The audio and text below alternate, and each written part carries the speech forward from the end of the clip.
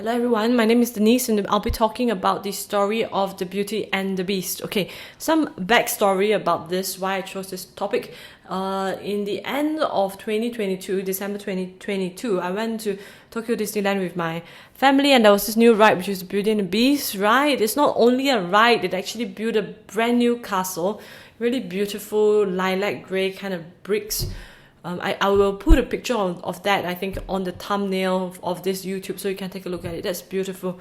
And as we were queuing up for the ride, I actually spoke a little to my husband and to my son, and they were actually really excited. And I realized that this is actually a great premise for a video. I'm going to make one when I get back to Singapore. Okay, so as we were going into the castle, it was a winter rainy day. It was a really horrible experience. And it was really cold, and it was one of those rides that took about 100 minutes of waiting time. But yes, after waiting in the cold, in the wet for a long time, we finally made it into the castle, and there were a lot of waiting rooms. So in them, there were like the different characters in Beauty and the Beast, like the candle stand, and then there's the clock, right? And also when you finally get to the kitchen, which is where you bought the ride, you see this giant stove, which used to be the chef, but now he's been made into an object. So I was telling my husband and my son that the whole premise of Beauty and the Beast is to display how broken he was before. He was a man who looked at the world in a very utilitarian way, looking at even his stuff as objects to be used. So when he offended the witch, and the witch put a curse on him, it wasn't really an out of this world curse. It was actually more of a curse that was trying to drudge out what's inside him and display it out in the open. So inside him was all this contempt and utilitarian, this compulsion to use people, look at them as objects. So that became what was displayed on the outside. His castle, from its former glory, was like transformed into some haunted castle thing, really frightening looking. All his stuff became objects. His beloved dog became a footrest, literally an ottoman. And yes, his butler became a candlestick. Yep, and I told you just now, right, at the beginning, his chef became one giant French stove oven combination thingy. So that was how he was viewing the world, like objectifying people, and it became reality. And he became a beast, like a monster from his former outlook, beautiful, handsome prince, and now he's a beast. So it is more like whatever's inside, his internal reality was manifested outside. And surprisingly, what is the cure?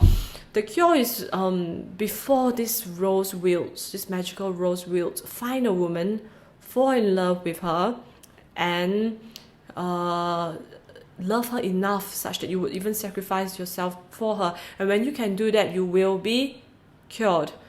So it's very interesting and very poignantly and very emotionally, lyrically dealt with in the Beauty and the Beast ride. I've seen some reviews ever since I've actually, I did the research before attending the ride, so I saw the reviews. It was like some people actually teared on the ride, and it is true, because when I took the ride finally, I almost wanted to cry in the very last scene where the beast was transformed into a prince and dancing in the hall. It was a very beautiful experience, very emotional, this Beauty and the Beast ride. So it's because it really speaks to a part of us that understands the reality that it is not healthy to look at people as objects to be used, and the remedy is indeed love. Okay, so now if you allow me, I'm just gonna go into a more philosophical mood and start to talk again about Ian McGilchrist and his book Master and the Emissary. Okay, so the basic premise of this book, because McGilchrist, he was a psychiatrist, a neurologist. He dissected many brains and he compiled many studies about left hemispheric stroke, right hemispheric stroke. So he's actually quite, I would say, the leading expert in this hemispheric differences. So what he says is that he likes to use the analogy of a bird. Okay, a bird needs to pick up sticks to build his nest. So that's a very left hemispheric function. But at the same time, he also needs to be aware of predators and what's going on in the big picture. So that's the right hemisphere. So as the left hemisphere is busy doing something like picking up sticks, the right hemisphere is scanning the surroundings and being very aware of what's happening in that context. So master refers to the right hemisphere, who has the full picture, and the emissary refers to the left hemisphere, that is very good at accomplishing tasks, of grasping things and manipulating the world. So the second presupposition or second observation that he made was that the language centers tend to be situated on the left brain, which means that whatever we can articulate, it is already trying to use your left brain. So the full picture is typically lost in language, which I will talk about a bit more about what's the cop-out about that. There's a way out, which is to use metaphors, use experiential therapy, or use pictures to describe things that the language cannot encapsulate, okay? But I'll talk about that later. So I'm just going to open before I open the book up, I'm just going to draw an analogy back to Beauty and the Beast. So essentially, the Beast actually adopted in the past, when he was broken and superficial and objectifying people, being very utilitarian, he was a very left brain kind of person. And the cure is obviously right brain, having connection with people, falling in love, having empathy, showing compassion. That falling in love with Belle and willing to sacrifice himself for her was the remedy. So it's like, if the witch was some kind of neuroscientist, she might say like, your remedy is to activate your right brain, then get some horizontal integration, and then you will be cured. You won't be a beast anymore. But of course, that is not so beautifully put. It will be more beautifully put, like in this Beauty and the Beast story.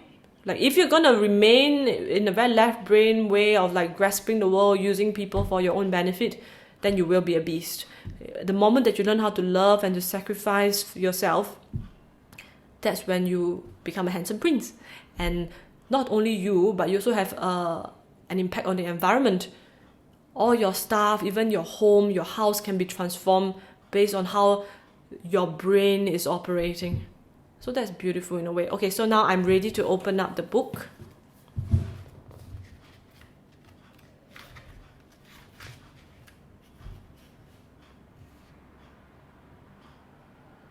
Okay, remember what I mentioned about the right hemisphere is more silent because the speech centers tend to be associated with the left hemisphere. So this is a short paragraph associated with that. I'm going to read it out. It's on page 155.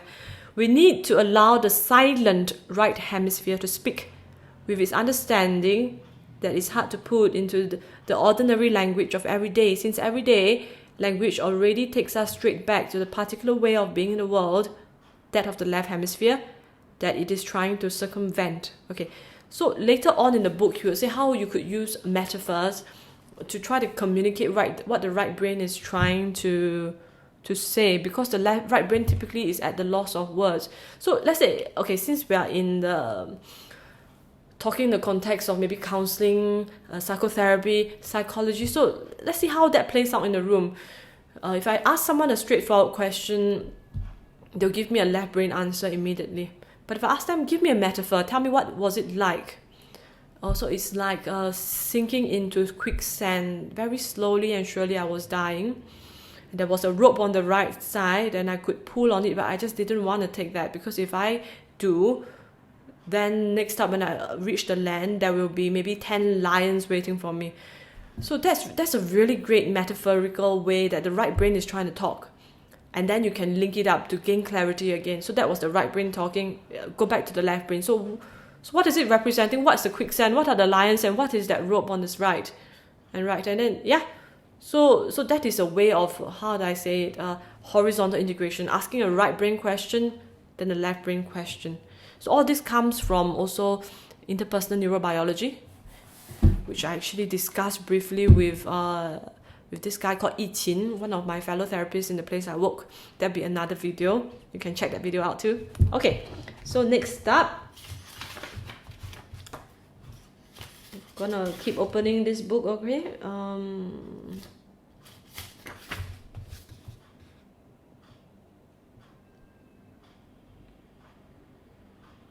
Okay, I like this. I'm going to read this part.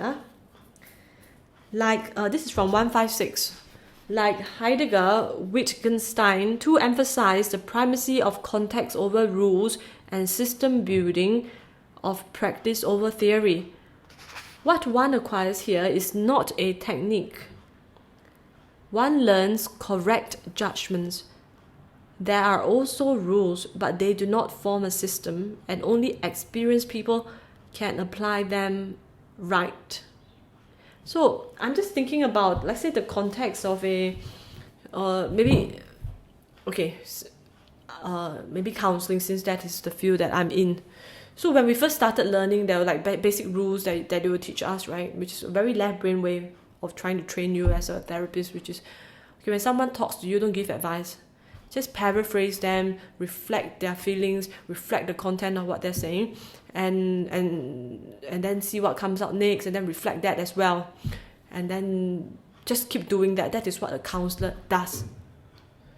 But as you progress on your journey of becoming a counselor, you start to go into different modalities, you realize that you may not follow that rule that much. You might start giving some advice or start asking some quite pointed questions. So if you are just training, you're just beginning, or you're an amateur and you're looking at a master practitioner, you would say all these rules, he's breaking all these rules. He's not being a good counselor now, he's bad. But then you see the other person responding so organically, so fluidly to the questions, and it really looks like a counseling session. But then you think to yourself, gosh, all the rules are just crap. Actually, no, they're not. They're not. It is just that the rules are there to hold a space for you to hone the craft and to develop the acumen, such that once you gain mastery, then you can really apply the rules as they should be applied. But as an amateur, it's very good to have those rules. I think that makes the point, right? Like it is only the master practitioner who will know best on when these rules is applicable and to what extent. So the left brain, which is very good at grasping things, picking up sticks, grasping things, they love rules. They like to build their whole way of dealing with this world based on rules. But the right brain is able to think of the context and hence know when to deploy. The master can deploy to the emissary. This is when you need to apply this rule. This is when this rule is most applicable. And when you do that, it's going to have the best impact. Otherwise, right, if you know it, which is life itself is complicated, there are many rules that are opposing each other. So when to apply which rule, that is under the jurisdiction of the right hemisphere. Interesting? Okay, so that has a lot of implications because one of the problems, like I think we learned that a lot, and I experienced that a lot in the field of maybe cognitive behavior therapy, psychopathology. You realize that people with depression and anxiety, sometimes they form core beliefs of themselves, like I'm not good at conversations. Then they form, accompanying that, they form a dysfunctional assumption. If I try to make a conversation, then I'll make a fool of myself. So that these dysfunctional assumptions are essentially rules. And the more rigid these rules, the more deep set your psychopathology is, your depression is, your anxiety is. But when you can shake these rules up and realize that, gosh, I'm not actually a static thing, I change. So I might not be so good in conversations now, but does not mean that I'm the same person that I was yesterday. I could change, I could improve. And given the correct conversation partner, given the correct environment, I might actually thrive. So that rule that I made, which is that dysfunctional assumption, actually does not hold water as much. Get what I mean? So the more left brain you are, the more rule-based and more rigid your rule is, the more likely your depression and anxiety will be very hard to shift. But when you gain that fluidity and the ability to see everything in its context, which is what I mentioned, to engage the right brain, then you have, it means that you're on the road to recovery already. Okay, next up. Okay, this is quite interesting. I also talked about it briefly in my model on the disqualifying the positives. I mean in my video on disqualifying the positives. So this is on page 163. Since we select what to attend to, Sorry, I don't know why today my eyes are not reading well. Since what we select to attend to is guided by our expectations of what it is we are going to see, there is a circularity involved, which means we experience more and more of what we already know. So okay, that is beautifully written, which means that there are so many stimuli out there. What we pick to attend to it happens before we're even conscious. It's like pre-conscious. So if I already have expectation that the sky will be blue, then when I look at the sky, I will expect it to be blue, and I will look out for parts of it that's blue.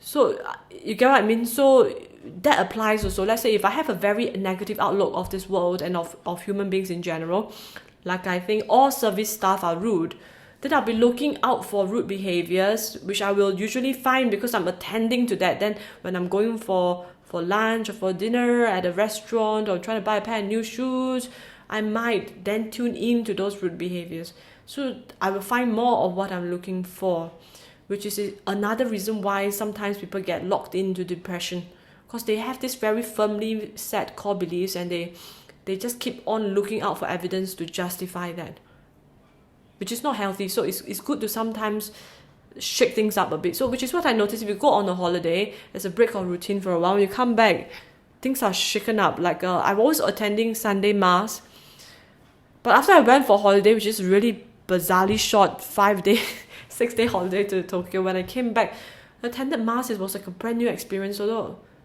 it was just a weekly, I'm still attending the same place, but now I'm looking at new things in church. Things are looking fresh again. Okay, so that freshness usually means that the right brain is now re-engaged and looking out for things that you weren't looking at previously. Okay? Okay, I think I got one last bookmark.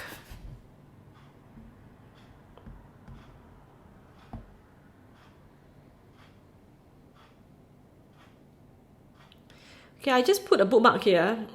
I'm going to read this part, 172.